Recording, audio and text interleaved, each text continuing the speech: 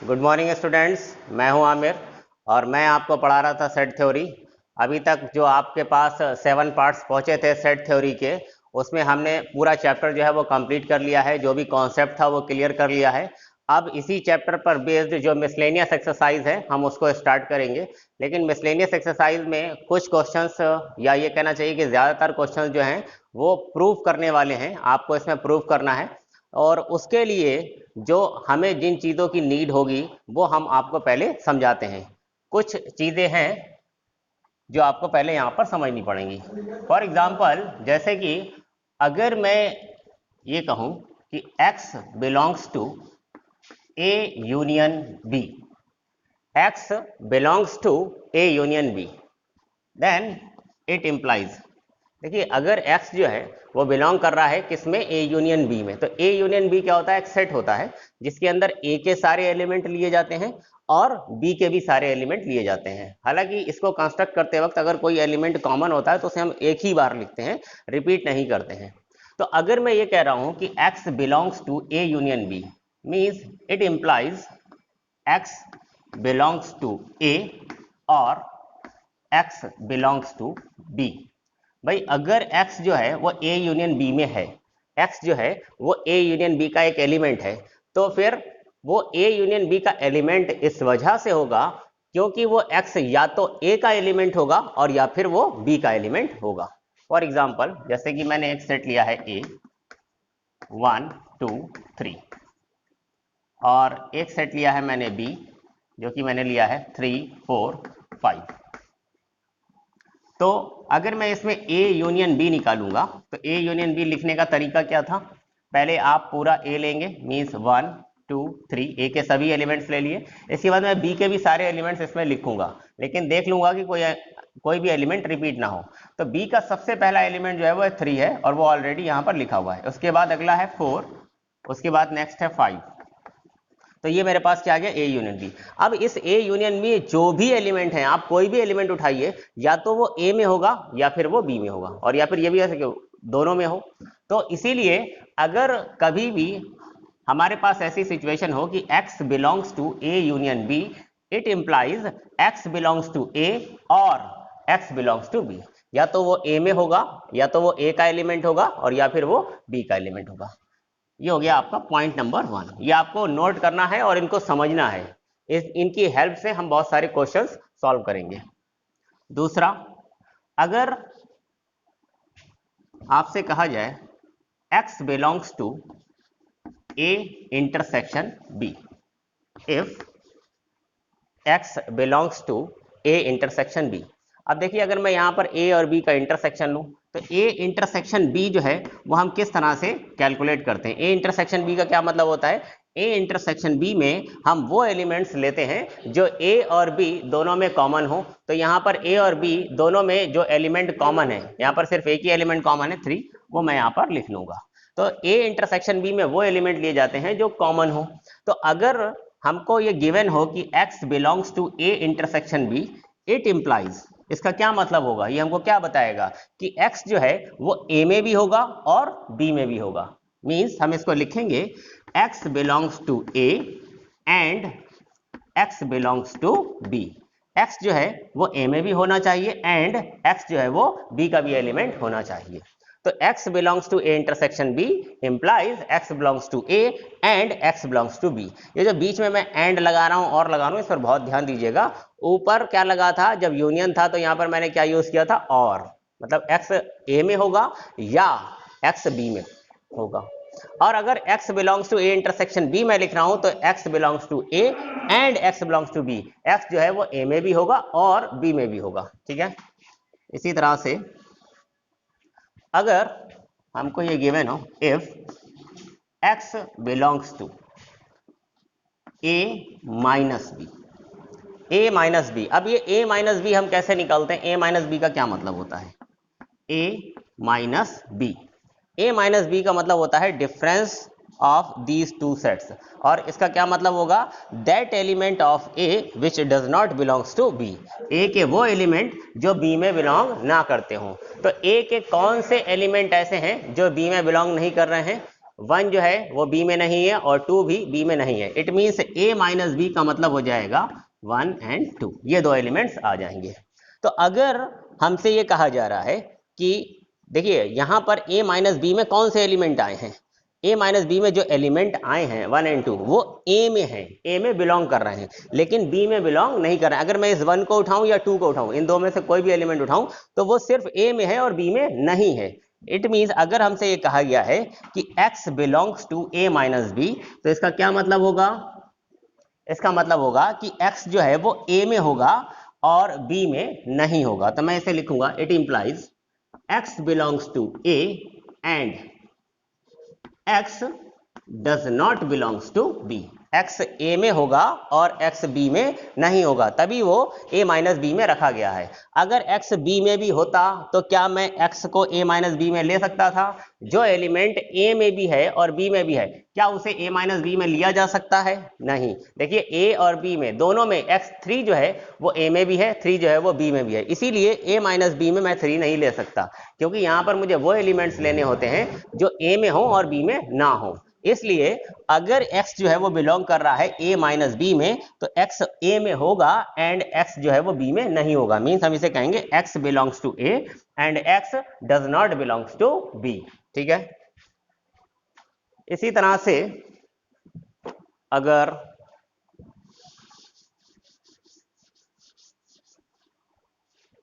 हम आगे देखें,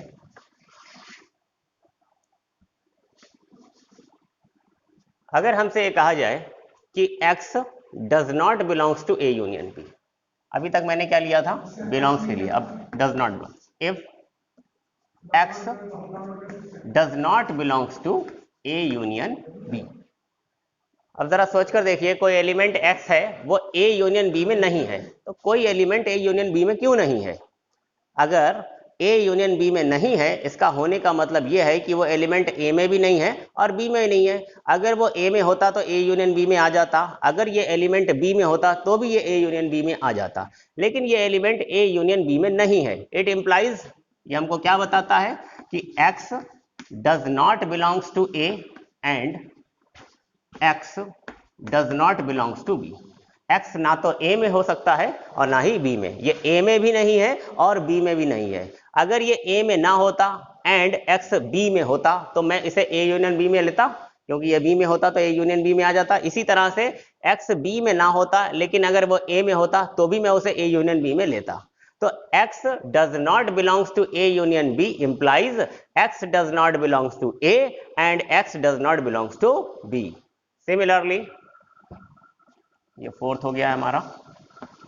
fifth, if x does not belongs to a intersection b, जरा सोचिए इसके बारे में।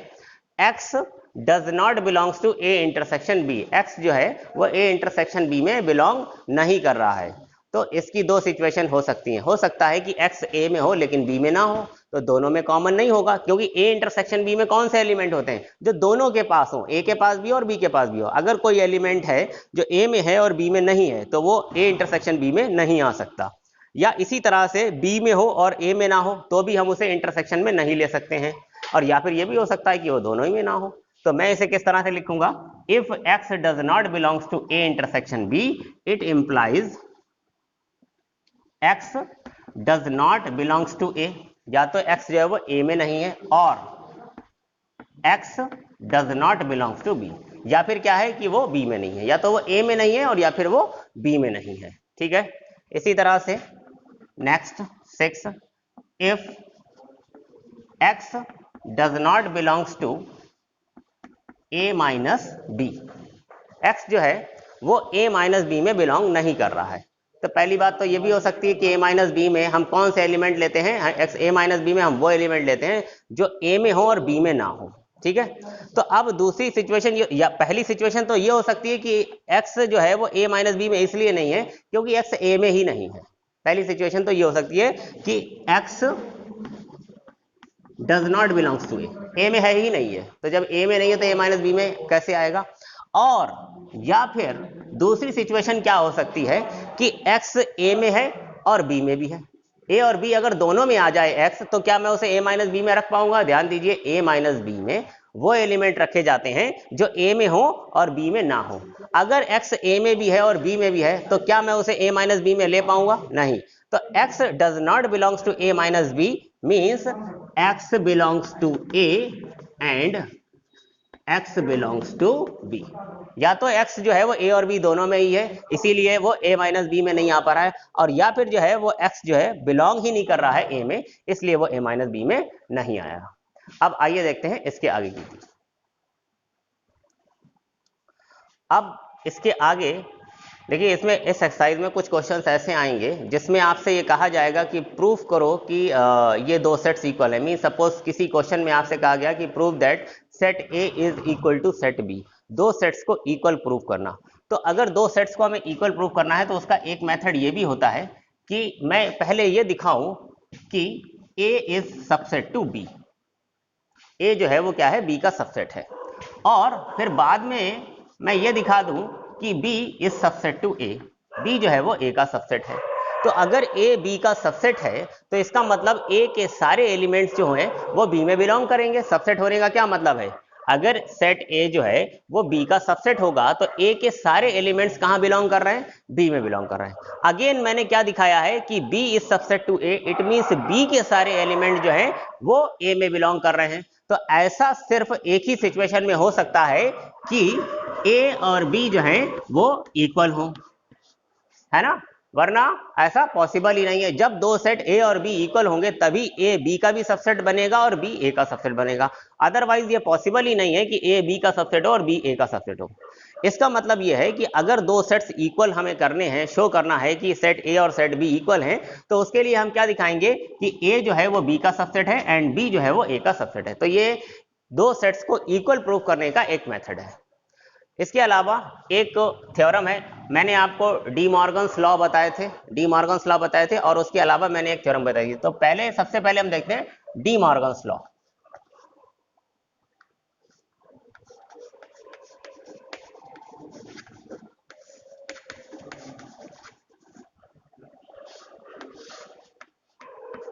डी मॉर्गन्स लॉ में जो फर्स्ट लॉ आपको बताया गया था वो क्या था? मैंने आपको बताया था कि अगर इधर यूनियन लेकर हम उसका कॉम्प्लीमेंट करेंगे तो राइट साइड में सेट्स के कॉम्प्लीमेंट का इंटरसेक्शन हो जाएगा, means A complement intersection B complement. और जो इसका सेकंड लॉ है वो इसका जस्ट अपोजिट है कि अगर मैं दो सेट्स ए और बी का इंटरसेक्शन लेकर उनका कॉम्प्लीमेंट करता हूं तो वो उनके अलग अलग कॉम्प्लीमेंट्स के यूनियन के इक्वल होगा, means A complement union B complement. ये दोनों डी मॉर्गन्स लॉ हैं और अब हम इसको प्रूव करेंगे कि ये जो है वो इसके इक्वल है। तो लेट इसे प्रूव करने का क्या मेथड है? जो चीजें मैंने अभी आपको पीछे बताई थी उसी का यूज करेंगे। तो let x belongs to A union B complement, A union B complement, ठीक है। अगर A यूनियन B कॉम्प्लीमेंट होगा तो ये कॉम्प्लीमेंट से रिलेटेड एक चीज मैं बताना पीछे भूल गया था, यहां पर बता देता हूं, छोटी सी चीज है।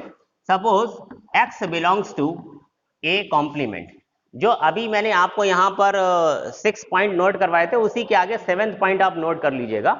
If x belongs to A complement it implies, देखिए x जो है वो कहां बिलोंग कर रहा है?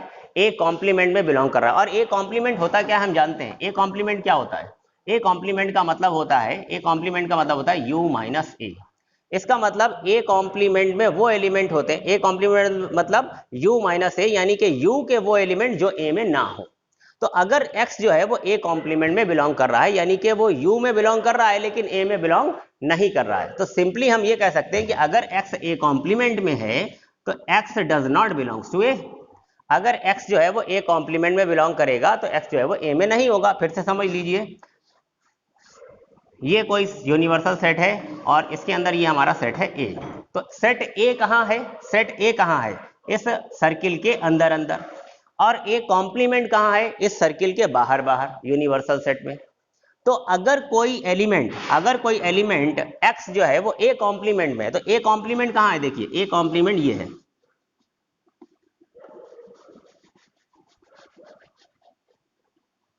ये है a कॉम्प्लीमेंट। अगर x जो है वो a कॉम्प्लीमेंट में कहीं है तो फिर वो a में नहीं हो सकता। अगर x जो है वो a में है तो फिर वो a कॉम्प्लीमेंट में नहीं हो सकता। तो x belongs to a dash implies x does not belongs to a। अगर a कॉम्प्लीमेंट में होगा, अगर x a कॉम्प्लीमेंट में होगा तो वो a में नहीं होगा। इसको आप उसी में 7th पॉइंट बना करके नोट कर लेंगे जो अभी मैंने आपको पीछे बताए थे। तो अब आइए देखते हैं x बिलोंग्स टू, हमने क्या लिया है, let x belongs to a union b complement. Pause करो, वीडियो मैंने इसलिए पॉज करवाई थी क्योंकि कुछ अनवांटेड नॉइस आ रही थी, शायद आप लोगों तक पहुंच रही हो। तो अब सब कुछ शांत हो चुका है, तो हम वापस अपना क्वेश्चन स्टार्ट करते हैं। तो मैंने ये लिया है, सपोज किया है कि x belongs to a union b complement. देखिए अगर x जो है वो इस सेट में, कौन सा सेट है यहाँ पर, a यूनियन b, इस सेट के कॉम्प्लीमेंट में बिलोंग कर रहा है, it implies x does not belongs to a union b। आ रही बात समझे भाई, अगर ये कोई सेट है और ये इसका कॉम्प्लीमेंट है, x कहाँ बिलोंग कर रहा है, इस सेट के कॉम्प्लीमेंट में बिलोंग कर रहा है, तो इसका मतलब ये है कि x जो है वो इस सेट में बिलोंग नहीं कर सकता। तो x belongs to a union b complement implies x does not belongs to a union b। अभी पीछे मैंने इससे पहले ही आपको अभी बताया कि if x does not belongs to a union b, भाई x जो है वो a यूनियन b में बिलोंग नहीं कर रहा, तो क्यों नहीं बिलोंग कर रहा है, इसका क्या मतलब है, x अगर a यूनियन b में बिलोंग नहीं कर रहा है तो इट मींस x जो है वो a में भी नहीं होगा एंड x b में भी नहीं होगा। x does not belongs to a and x does not belongs to b, x a में भी नहीं होगा और b में भी नहीं होगा। अब अगर x does not belongs to a है, x does not belongs to a, अभी आपको समझाया था मैंने यहाँ पर, x does not belongs to a, x जो है वो a में नहीं है, तो फिर x कहाँ होगा, अगर x जो है वो a में बिलोंग नहीं कर रहा तो it means x belongs to a dash. भाई कोई एलिमेंट है x, ये है a, ये सर्किल है a, सर्किल के अंदर अंदर क्या है a है और सर्किल के बाहर बाहर क्या a डैश है। x जो है वो a में नहीं है, x जो है वो a में नहीं है, तो अगर a में नहीं है तो फिर कहाँ मिलेगा, बाहर यूनिवर्सल सेट में होगा कहीं, यानी कि वो a डैश में होगा। तो अगर x does not belongs to a, it implies x belongs to a dash. बीच में क्या है, एंड, ध्यान दीजिएगा ये एंड और का बहुत यहां पर खेल है। x does not belongs to b, x b में नहीं है तो फिर x कहां होगा, x belongs to b dash. ठीक है, अब फिर से सोचिए, कोई एलिमेंट है x जो कि कहां बिलोंग कर रहा है, a डैश में, एंड यही एलिमेंट कहां बिलोंग कर रहा है, b डैश में बिलोंग कर रहा है। तो एक एलिमेंट x जो है वो a डैश में भी है और b डैश में भी है, यानी कि x डैश में भी है, सॉरी x जो है वो a डैश में भी है एंड b डैश में भी है। तो अगर दोनों में है तो फिर इसके इंटरसेक्शन में होगा, ये एलिमेंट इसमें भी है और इसमें भी है, तो फिर इन दोनों के इंटरसेक्शन में होना चाहिए। तो x belongs to a dash intersection b dash. ठीक है भाई, तो x कहां बिलोंग कर गया, a dash intersection b dash में। तो कोई आर्बिट्ररी एलिमेंट मैंने x लिया था a यूनियन b का, यानी a यूनियन b कॉम्प्लीमेंट का कोई भी एलिमेंट x जो है वो कहां आ रहा है, a dash intersection b dash में आ रहा है। इसका मतलब ये जो सेट है वो इस वाले सेट का सबसेट होगा, क्योंकि ये x जो है वो क्या चीज है, ये तो कोई भी आर्बिट्ररी एलिमेंट था, इस सेट का a यूनियन b कॉम्प्लीमेंट का कोई भी आर्बिट्ररी एलिमेंट x था, और मैंने प्रूव किया कि वो एलिमेंट मुझे कहां मिलेगा, a dash intersection b dash में मिलेगा। तो अगर इस सेट का हर एलिमेंट इस सेट में मिल जाएगा तो फिर ये वाला जो सेट है वो इस सेट का क्या हो जाएगा, सबसेट हो जाएगा। तो मैं यहां पर लिख दूंगा, it implies a union b complement, a union b complement is subset to a dash intersection b dash. ठीक है, अगर किसी बच्चे के मन में ये डाउट आ रहा है कि सर जब आपने x इसमें लिया था और वो इसमें आ गया तो ये सेट और ये सेट इक्वल आ जाने चाहिए, तो उसके लिए आप एक छोटा सा एग्जांपल यहां पर समझ लीजिए। मान लीजिए कि x जो है वो क्या है, 1 2 3 है, और b जो है वो क्या है, 1 2 3 4 है, 1 2 3 4। ठीक है, तो अगर मैं ये देखूं कि यहां से मैं कोई भी एलिमेंट उठाऊं और उसका नाम क्या रखूंगा, एक्स। एक्स मतलब ए का कोई भी आर्बिट्ररी एलिमेंट। तो यहां से आप देखिए ए का कोई भी एलिमेंट उठाएंगे तो वो बी में बिलोंग कर रहा है कि नहीं कर रहा। कोई भी एलिमेंट एक्स जो है, कोई भी एलिमेंट एक्स जो है जो कि ए में बिलोंग कर रहा है। ए में कौन कौन है, 1 2 3। तो कोई भी, यानी कि एक्स मैं इसको भी बोल सकता हूं, इसको भी बोल सकता हूं और इसको भी बोल सकता हूं। तो अगर एक्स जो है वो ए में है तो वो यहां पर बी में हमें जरूर मिलेगा। तो यहां से मैं कोई भी एलिमेंट अगर x चूज करता हूं तो वो मुझे b में जरूर मिलेगा। लेकिन क्या यहां पर इस सिचुएशन में a और b इक्वल है, नहीं, यहां पर a जो है वो b का सबसेट है। तो x जो था इसका कोई एलिमेंट था और वो मुझे इस सेट में मिल रहा है। इट मींस हम ये कह सकते हैं कि ये वाला सेट जो है वो इस वाले सेट का सबसेट है, इक्वल अभी नहीं कह सकते। अब हम क्या करेंगे, इसी पूरे प्रोसेस को रिवर्स लेकर के चलेंगे। रिवर्स लेने का मतलब क्या है कि इस बार जो मैं एलिमेंट लूंगा, कोई दूसरा आर्बिट्ररी एलिमेंट y ले लेता हूं और वो मैं किस में मान लूंगा, इस बार राइट हैंड साइड वाले सेट में ले लूंगा। Let y belongs to let क्या है, y कोई आर्बिट्ररी एलिमेंट लिया है एंड मैं लेट कर रहा हूं कि ये जो y है वो कहां बिलोंग कर रहा है, इस सेट में। तो let y belongs to a complement intersection b complement. Similarly बहुत ही सुकून से धीरे धीरे ये क्वेश्चन करने वाले हैं। इट इंप्लाइज, देखिए अब ध्यान दीजिए, y बिलोंग कर रहा है कहां पर, a dash intersection b dash में। एक सेट ये है, एक सेट ये है और इनका इंटरसेक्शन लिया जा रहा है और उसमें y है। तो y अगर इसके और इसके इंटरसेक्शन में है तो इंटरसेक्शन में होने का मतलब कि वो दोनों में होना चाहिए। It implies y belongs to a dash and y belongs to b dash. भाई दोनों में होगा ना, क्योंकि इसके इंटरसेक्शन में है। अब फिर से वापस, क्योंकि y बिलोंग कर रहा है किस में, a डैश में, y belongs to a dash. It implies y does not belongs to a। भाई समझ में आ रहा है क्या, y अगर a डैश में बिलोंग करेगा तो इसका मतलब y a में बिलोंग नहीं करेगा, अभी अभी पीछे समझाया गया। एंड बीच में क्या है, and y belongs to b dash, तो मैं लिखूंगा y does not belongs to b। y जो है वो a में भी नहीं है और कहां नहीं है, b में भी नहीं है। आप जरा सोचिए, y जो है वो a में भी नहीं है एंड y जो है वो b में भी नहीं है। तो एक एलिमेंट है जो a के पास भी नहीं है और b के पास भी नहीं है। तो अगर मैं a यूनियन b लूंगा तो क्या उसमें आएगा वो एलिमेंट, एक कोई एलिमेंट है जो a में भी नहीं है और b में भी नहीं है। तो फिर अगर मैं a और b की यूनियन लूंगा तो वो एलिमेंट a यूनियन b में नहीं हो सकता। तो it implies y does not belongs to a union b। अब y जो है वो कहां बिलोंग नहीं कर रहा है, a यूनियन b में बिलोंग नहीं कर रहा है। अगर y a यूनियन b में बिलोंग नहीं कर रहा है तो y कहां बिलोंग करेगा, उसके कॉम्प्लीमेंट में। तो it implies y belongs to a union b complement. ठीक है भाई, तो मैं ये y किस सेट में लेकर चला था, मैंने लिया था कि y कोई आर्बिट्ररी एलिमेंट है किसका, a dash intersection b dash का। और बाय द प्रोसेस मैंने प्रूव किया कि ये y एलिमेंट किस में आ गया है, a यूनियन b के कॉम्प्लीमेंट में आ गया है। इट मींस मैं ये कह रहा हूं कि इस सेट का कोई भी एलिमेंट इस सेट में मुझको मिलेगा। तो अब मैं क्या बोल सकता हूं कि ये वाला जो सेट है a dash intersection b dash, ये क्या है, a यूनियन b डैश का सबसेट है, क्योंकि इसका हर एलिमेंट मुझे यहां मिल रहा है। तो it implies a dash intersection b dash, a dash intersection b dash is subset of या subset to a union b complement। ठीक है भाई, आप ध्यान दीजिए, ये जो आपने प्रूफ किया था यहां पर, this is equation number 1 and this is equation number 2। जरा इनको ध्यान से देखिए, यहां पर क्या कह रहा है कि a यूनियन b कॉम्प्लीमेंट जो है वो सबसेट है a complement intersection b complement का।